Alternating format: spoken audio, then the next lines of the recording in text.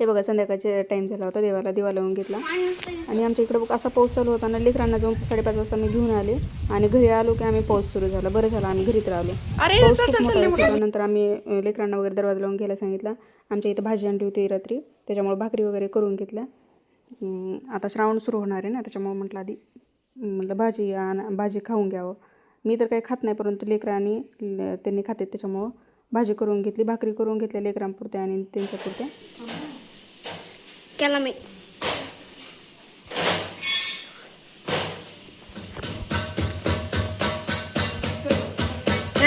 भाकरी करून झाल्या होत्या. आता भाजी शिजायला ठेवली होती. भाजी धुवून हळद वगैरे टाकून मीठ वगैरे टाकून कुकरमध्ये ठेवली होती. कुकरच्या शिट्ट्या तिकडे होत होत्या. मी तोपर्यंत इकडं भाजीचा मसाला करून घेतला. कांदा उभा चिरून घेतला होता आणि आपल्या खडे मसाले पूर्ण टाकले होते मी मध्ये. तेल टाकून त्याच्यामध्ये पहिल्यांदा खडे मसाला टाकले, नंतर कांदा टाकला. कांदा व्यवस्थित परतत आला, त्याचा लाल होईपर्यंत भाजत राहायचा कांदा. परतत आला की त्याच्यामध्ये टोमॅटो टाकायचा चिरलायला पूर्ण. एक कांदा घेतला तर एक टोमॅटो टाकायचा आणि हे बघा व्यवस्थित त्याला परतून घ्यायचं. हे तिथपर्यंत परतून घ्यायचं जोपर्यंत हे व्यवस्थित हे होत नाही ना, लाल होत नाही, पूर्ण टोमॅटो असं विरघळल्यासारखं होत नाही, तोपर्यंत त्याला भाजत राहायचं.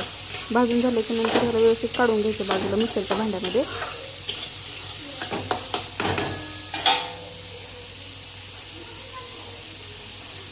आणखीन आपलं काही व्यवस्थित झालं नाही, हे आता व्यवस्थित भाजल्यासारखं वाटतं. याच्यामध्ये लसूण पाकळ्या, कोथिंबीर, तुम्हाला कढीपत्ता टाकायचं असं टाकू शकता, नाही तर नाही. नंतर याच्यामध्ये सगळं टाकून घ्यायचं आणि व्यवस्थित भाजून घ्यायचं. भाजून झाल्याच्या नंतर मिक्सरच्या भांड्यामध्ये काढायचं. हे त्याचं खोबरं नंतर भाजून घेऊन याच्यामध्ये काढायचं.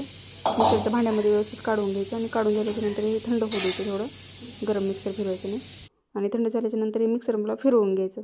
आता याच्या मध्ये बघा थोडं कचकच राहते, म्हणजे पूर्ण मसाला वाटला जात नाही कोरडा. त्याच्यामुळं आपण थोडंसं पाणी टाकून याला वाटून घ्यायचं. नंतर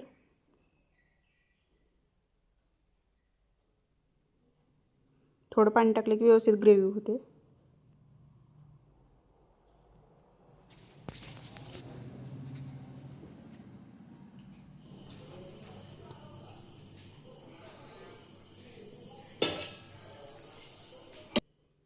नंतर आपली भाजी शिजली होती, त्याच्यामुळे एखाद्या पातेल्यामध्ये तेल टाकलं आणि खोबरं आणि लसूण अद्रक वाटलेलं होतं माझ्याकडं.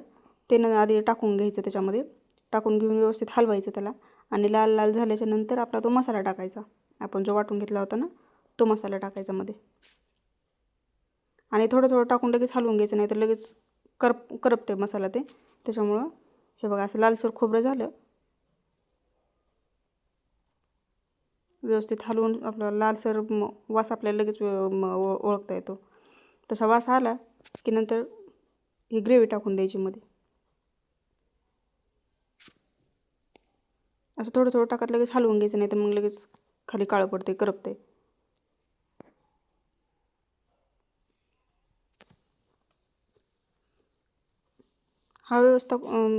हा जो मसाला आहे ना, तो खूप वेळ परतायचा, म्हणजे कच्चा राहत नाही आणि याचा एक स्वाद वेगळाच येतो.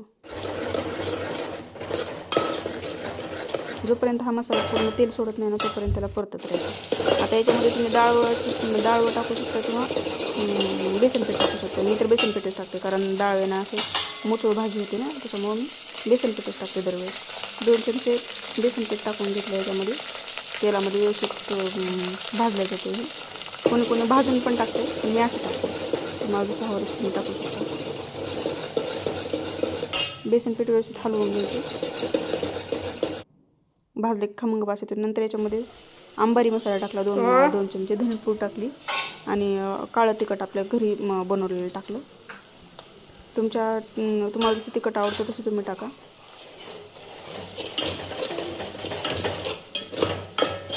व्यवस्थित मसाला परतून घ्यायचा.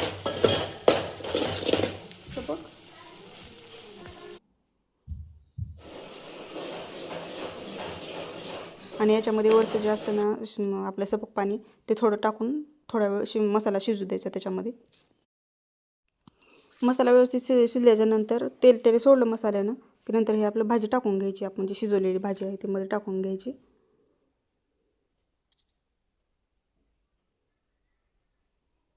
आणि व्यवस्थित हलवून आणि हे बघा अशी एकदम छोटीशी उकळी काढून द्यायची. जास्त उकळी आली की ते तेल विस्कटल्यासारखं होतं. हे बघा किती छान झाली आपली भाजी बघा. आणि असं काहीतरी भाजी वगैरे केली की पसारा भरपूर होतो घरामध्ये. त्याच्यामुळे पहिल्यांदा भांडे वगैरे घासून घेतले, वटा नीट केला आणि नंतर मी सगळ्यांच्या झाल्याच्या नंतर मग मी जेवले, कारण तसा पसारा ठेवून जेवा वाटत नाही. त्याच्यामुळे भांडे घासले, वटा घासून घेतला. हे बघा भांडे आणखी भरपूर पडलेत मला. ते भांडे घासून झाल्याच्या नंतर मग मी जेवणार आहे. वटा साफ करून घेतल्याच्या नंतर भांडे घेतले घासून. एकदा सगळे व्यवस्थित भांडे वगैरे घासून ठेवले की बरं वाटतं. तुम्ही कसं करता? सर्वजण बाया बहुतेक अशाच करतात, माझंच नाही. व्हिडिओ कसा वाटला कमेंट बॉक्समध्ये सांगा. आता जेवण करायचं आणि व्हिडिओ